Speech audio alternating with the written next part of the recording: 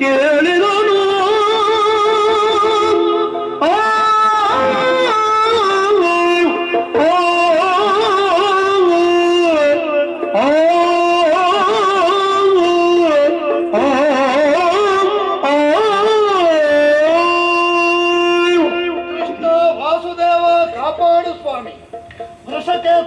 ಚಿಕ್ಕಪ್ಪ ಪ್ರದ್ಯುಮ್ನ ಅರ್ಜುನಯ್ಯ ಶ್ರೇಯಾಂಸಿ ಬಹುವಿಘ್ನಾನಿ ಅಂತ ಹೇಳಿದ್ರು. ಶ್ರೇಯಸ್ಸಿನ ಕಾರ್ಯದಲ್ಲಿ ತೊಡಗಿದಾಗ ವಿಘ್ನಗಳು ಅನೇಕ. ಇದಕ್ಕೆ ಇನ್ನೂ ಒಂದು ಅರ್ಥವನ್ನು ಕಲ್ಪಿಸಲಿಕ್ಕೆ ಬರ್ತದೆ.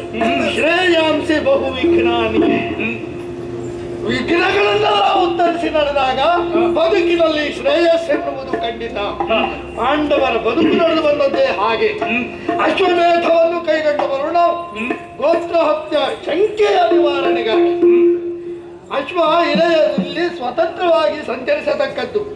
ನೀಲಧ್ವಜನ ಪಟ್ಟಣವನ್ನು ನಮ್ಮ ಯಜ್ಞಾಶ್ವ ಪ್ರವೇಶ ಮಾಡಿತು. ನೀಲಧ್ವಜನೇನು ಕುದುರೆಯನ್ನು ಕಟ್ಟಿದ. ಪಾರ್ಥಿವವಂತಕ್ಕನುಸಾರವಾಗಿ ಹೋರಾಟಕ್ಕೆ ಮುಂದಾದ. ಅದು ವಿಘ್ನ ಅಲ್ಲ ನಮಗೆ. ಕುದುರೆಯ ಬಾಣದಲ್ಲಿ ಬಂದು ಕಳಿಸಿದ್ದೆ ಹಾಗೆ. ಬಲವಂತರು ಕಟ್ಟಬೇಕು, ಅರ್ಜುನನಲ್ಲಿ ಕಾದಾಡಬೇಕು.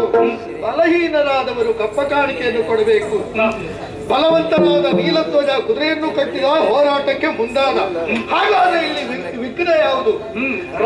ರಾತ್ರಿಯಲ್ಲಿ ನೀಲಧ್ವಜನ ಮನೆ ಅಳಿಯಲಾದ ಅಗ್ನಿದೇವರು ನಮ್ಮ ಸೇನೆಯನ್ನು ನಯಿಸುವುದಕ್ಕೆ ಆರಂಭಿಸಿದ. ಕಾಡಿಗಿಟ್ಟೊಂದು ಹೊತ್ತಿ ಉರಿಯುವಾಗ ಮತ್ತೆ ಅದನ್ನು ತಣ್ಣಗೆ ಮಾಡಲಿಕ್ಕೆ ಸಾಧ್ಯವ? ಆದ್ರೆ ಏನ್ ಮಾಡೋಣ ಹೇಳು?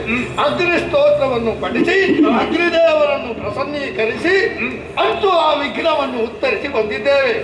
ಇತ್ತ ಬಂದಾಗ ನೀಲಧ್ವಜನ ಆಡಿದಂತಹ ಮಾತು, ಚಂಪಕ ನಾಡಿನ ಸರ್ವ ವಿದ್ಯಮಾನಗಳನ್ನು ನಮಗೆ ಸೂಚಿಸಿದ್ದಾನೆ ನೀಲಧ್ವಜ. ಹಂಸಧ್ವಜನು ಹರಿಭಕ್ತ, ನಿಮ್ಮನ್ನು ಗೌರವಿಸುತ್ತಾನೆನ್ನುವ ವಿಶ್ವಾಸ ಇಲ್ಲ. ಯಾಕೆಂದರೆ ಪಾರ್ಥಿವನು ಹೌದು, ಪರಾಕ್ರಮಿಯೂ ಹೌದು, ನಮಗದು ನಿರೀಕ್ಷಿತವೇ. ಆದರೆ ಇಲ್ಲಿ ವಿಘ್ನ ಯಾವುದು ಗೊತ್ತಾ? ಯಾವುದು? ನಮ್ಮ ಕುದುರೆಯನ್ನು ಕಟ್ಟಿದಂತ ಹಂಸಧ್ವಜ ಸೇನೆಗಪ್ಪಣೆ ಕೊಡುವ ಅವಸರದಲ್ಲಿ ಒಂದು ಕಷ್ಟಾಜ್ಞೆಯನ್ನು ಮಾಡಿಬಿಟ್ಟಂತೆ. ಬರಬಹುದಾದ ಅರ್ಜುನನ ಮುಂಭಾಗದಲ್ಲಿ ಯುದ್ಧಕ್ಕೆ ಯಾರು ಹೆದರಿ ಹಿಂದೆ ನಿಲ್ತಾರೋ ಅಂತವರನ್ನು ಕರುಣೆ ಇಲ್ಲದೆ ಕೈಕಾಲುಗಳಿಗೆ ಸಂಕೋಲೆಯನ್ನು ಕಟ್ಟಿ ಕುದಿಯುತ್ತಿರುವ ತೈಲ ಕಟಾಹದಲ್ಲಿ ಬಿಸಾಡಿಸುವುದು ರಾಜಾಜ್ಞೆ ಕಟ್ಟಪ್ಪಣೆ. ಅದು ತಪ್ಪಿದವರು ಯಾರು? ಅವನ ಹಿರಿಯ ಮಗನಾದ ಸುಧನ್ವ ತಪ್ಪಿದ ಎನ್ನುವ ಕಾರಣಕ್ಕಾಗಿ ಅವನಿಗಂತೆ ಶಿಕ್ಷೆಯನ್ನು ಕೊಟ್ಟರಂತೆ.